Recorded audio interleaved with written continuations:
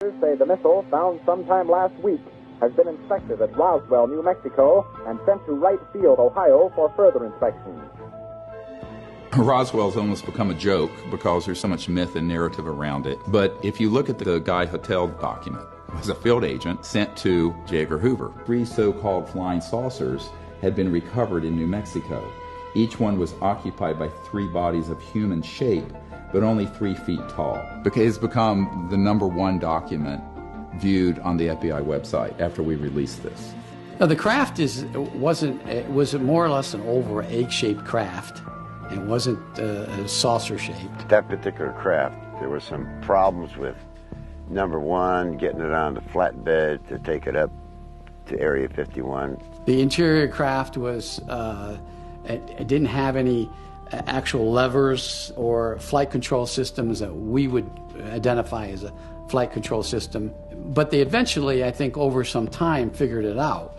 And it was done all by hands. The creatures would put their hands on controls, and they'd have this headset on, and this headset would somehow control or help them control the aircraft. Well, they did discuss the fact that there were bodies.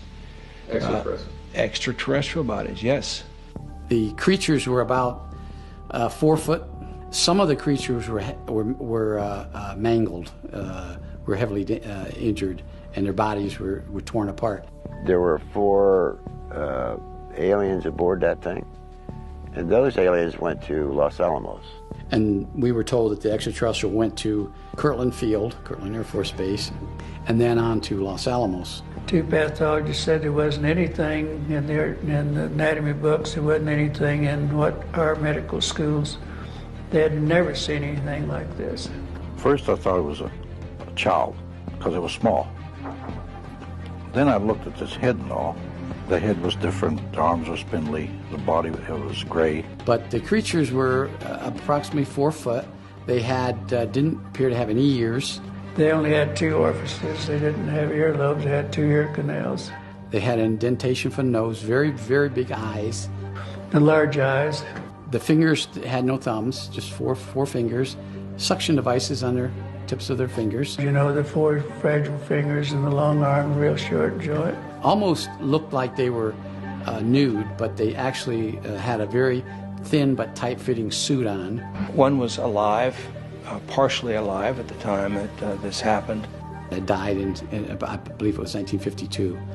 But the bodies of the extraterrestrials that were found at the scene were in a deep freeze, placed in a deep freeze, and sent to Wright Pat Field in Dayton, Ohio.